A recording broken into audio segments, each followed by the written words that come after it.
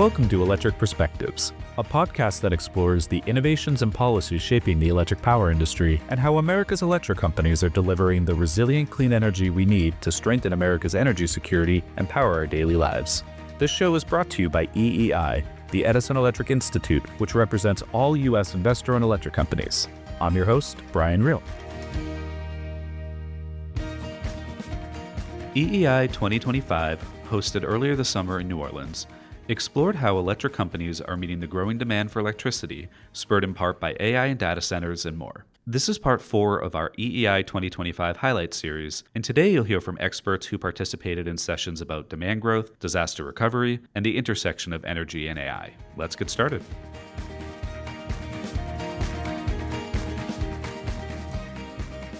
Joining us now at EEI 2025 are two experts from Guidehouse. Chris Rogers, who serves as Guidehouse's partner for communities, energy, and infrastructure, who just wrapped up the panel Demand Growth, Rising to the Challenge, Harnessing the Opportunity. We're also joined by Michelle Fay, Guidehouse's Global Energy Providers Practice Leader. Thank you both for spending some time with us today. Thank you, Brian. Thank you. Chris, what do you hope the audience took away from your panel this afternoon? Brian, I think the number one thing is that just recognizing that we have this generational opportunity, and it is an opportunity to be harnessed. There are parts of the industry that I've maybe looked at it just more as the challenge, but I think there's an awakening in the industry saying, okay, we want to harness this, we want to go after this. And then the other piece is really about the importance of communications being fomented across all of these stakeholders, from the large AI data center providers, state and local governments, and the utilities themselves, the need to really get together and just have the chats. And one thing we heard during our session, and certainly throughout the conference so far, is that meeting rising energy demand requires technological innovation. So, Michelle, some examples, maybe how can investments in technologies like microgrids and energy storage help electric companies both meet this growing demand while also making sure that they're still able to work toward keeping customer bills as low as possible? Yeah, I think it's not one single solution that's going to be the saving grace here. I think it's going to require us to pull out all the stops and really test and innovate more quickly than we have traditionally done in the past. And I think the CEO from Oracle said it well this morning in the keynote. We need to be doing a lot more. And that means testing a lot more technologies, combinations of technologies. And we live in this industry that has historically been quite risk averse, all for valid reasons, but also tends to be a little bit slower moving than others. We need to be innovating and testing some of those new ideas and technologies and really be bold in taking some calculated risks and seeing how we can be getting those technologies to interplay with one another in order to help us advance this mission.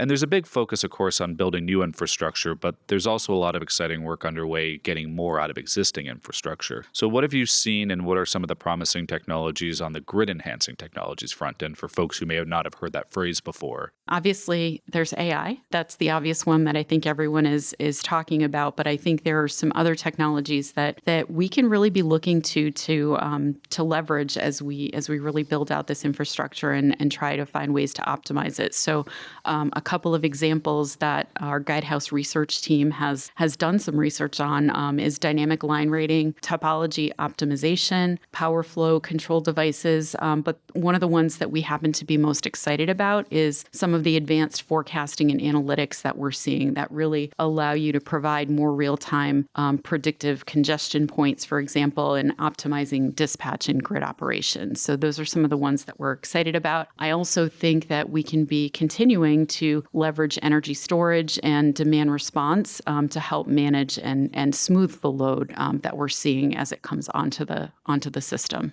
And Guidehouse also does work with electric companies, figuring out how these technologies can help enhance their resilience planning and strategies. So, Chris, can you share a little bit about how you all are working with member companies to really holistically think about all these pieces at once? Yeah, absolutely, Brian. Spot on. And these go hand in hand. And I think from a resilience improvement opportunity, it's really partnering with these AI data centers that are implementing battery storage and other generation capabilities behind the meter. meter, right, that they're really utilizing very little throughout the year. It's an insurance policy in a number of ways to ensure that they can deliver on their usually 6 nines of reliability to their clients. But when they are getting the general reliability from the grid, which is usually measured in 3 nines, there's a lot of opportunity to take those behind the meter resources and use them to help the grid in times of peak demand or other times of congestion that it benefits all the parties involved.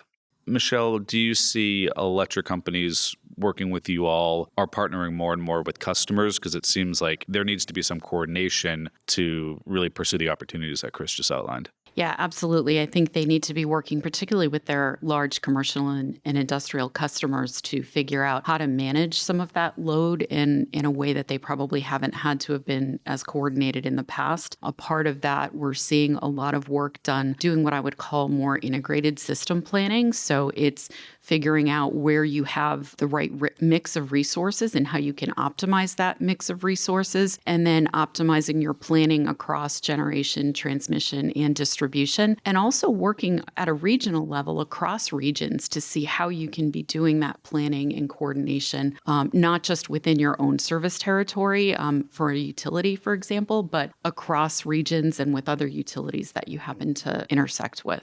Thank you both for spending some time with us here and for being at EEI 2025, helping to lead some of these resilience discussions. Thanks so much, Brian. Thank you, Brian.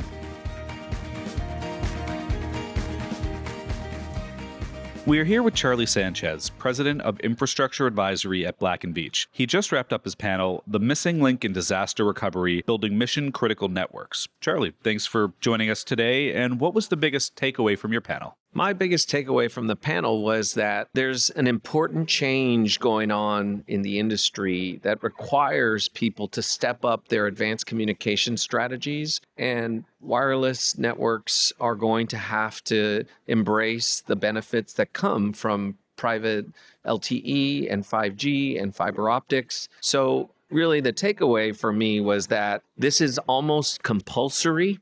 The future of the industry to really take on the challenges of intermittency of renewable resources, the uncertainty of demand that comes with data centers, the continued electrification of so many things will require a lot more capacity to communicate, a lot more data from the network to ultimately become a much more robust future. And I know there's a lot of work that happens during blue sky days, and you want to make sure that companies are operational and the communication networks are working. And that's more important so after a storm or other emergency when that work needs to unfold. What role does an advanced private wireless network play in helping electric companies respond quickly and effectively during or after those extreme weather events? Advanced communication networks like fiber optics and private LTE and 5G play a really vital role in mission-critical operations. They provide the connectivity that are critical for supporting the much-needed digitization and modernization of our grid. And this will ensure a responsive, resilient grid during events, especially extreme weather events. You know, this is why Black & Veatch has teamed with Grain Management to offer utilities another spectrum choice that will help them enable really that path forward on the private LTE, 5G network future state. So the 800 megahertz band 26 supports dedicated interference-free communications, and that delivers reliable and controllable mission-critical operations. Because it offers the ideal mix of coverage and capacity, reliability, as well as performance, it also makes it most strategic and really a cost-effective choice as you seek to future-proof these utility operations. And one thing this industry does particularly well is learning from each other. So do you have any success stories you can share of electric companies you're working with that have upgraded their networks? And how have they been able to leverage that during storms or other incidents that have caused outages? Yeah, great question, Brian. We just witnessed on stage one of those stories. So we heard about the Southern Link president and CEO, Bentina Terry, sharing her insights on the journey with Southern Company as they upgraded their networks to build a private LTE with 800 megahertz spectrum. Their network was put to the test as hurricane conditions really pushed the ability of that network to perform in a critical moment, right, where pressure was at its highest. In fact, specifically during Hurricane Delta in 2020, Southern Company was able to restore their service in 72 hours. 72 hours. As a private network, they were able to really harden their sites to the utility grade specifications and requirements for those mission critical capabilities that when you compare it to a public carrier, with less stringent requirements, it will take significantly longer. We've seen that over and over in restoration in the past. And ensuring connectivity, of course, is important, but there's also a lot of work to ensure the interconnectedness of the systems, whether you're talking about advanced metering with smart meters, other grid sensors, or some of the tools that are helping with real-time grid monitoring. They all depend on connectivity. How are electric companies designing their networks to support all of these technologies at once? Private LTE networks are becoming a really critical enabler for electric utilities to support advanced grid technologies. Effectively, they're leveraging these dedicated cellular networks because it provides the organization exclusive control. I think that merits repeating: exclusive control. What comes with exclusive control? Enhanced security, and frankly, the scalability that can easily support thousands of devices, if not millions, which are a requisite for so much of what's progressing in the grid modernization story we're all privy to. Underneath it, it's the smart meters, it's the automation of the distribution, things such as PMUs, FLIZRs, DERMs, and more, right? We require that kind of dedicated capacity and secure capacity that ultimately will drive us forward. So by building and owning these LTE infrastructure investments, electric companies are designing networks in a way that enables strong, resilient connectivity, and it avoids the congestion and outages that are common in public networks. And that's essential during emergencies, but it's also necessary for these emerging applications that I discussed. Great. Well, thank you so much for spending some time here live with us at EEI 2025. It was a great panel discussion, and looking forward to more focus on resilience this week. Thank you, Brian.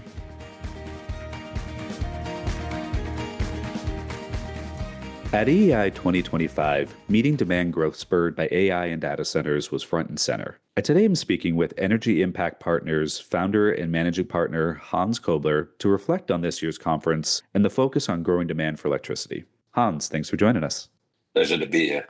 With AI and industrial demand driving historic electricity demand growth, how should electric companies approach this new era of increased demand?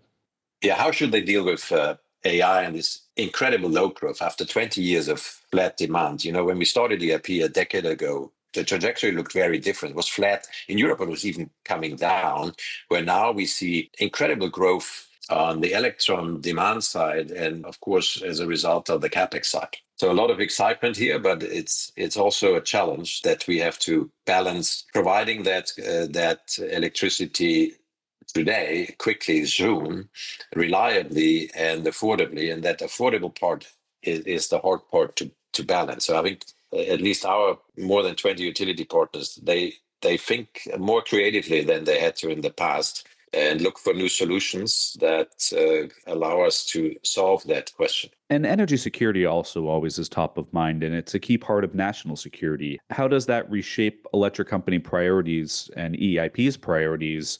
And are people looking at ways to accelerate much needed investment?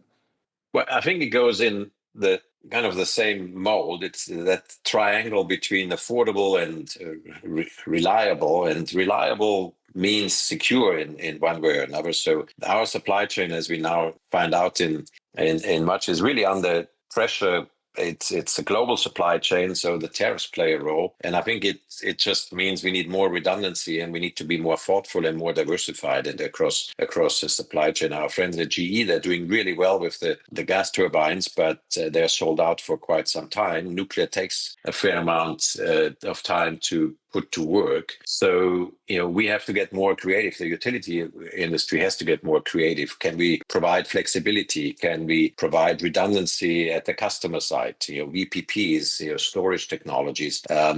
We probably see more innovation coming up here than we have ever seen before. And then you throw in AI on top of that has this physical software interface that may come up with completely new solutions. So a lot of excitement, a lot of movement in our world, more than we've ever seen. So to stick with innovation for a second, are there promising technologies that are gaining traction with electric companies? And are there things that EIP or industry or government are doing to help accelerate the deployment even further? Lots of exciting technologies on the horizon. We are an investor in Form Energy, which is a long-term seasonal storage that helps sort of balance out the load profile a little bit. Companies like Infravision, they fly drones to string wires for transmission distribution. We have so much transmission distribution work to do that making that faster and cheaper is absolutely critical. There's no one silver bullet, quite frankly, but that's the excitement of our sector. I think the bigger themes, though, are all around affordability, around flexibility, resilience. That's where I think we'll see a lot of effort and innovation and capitals streaming to. Can you tell me a bit more about how EIP works and collaborates with the EI's member companies?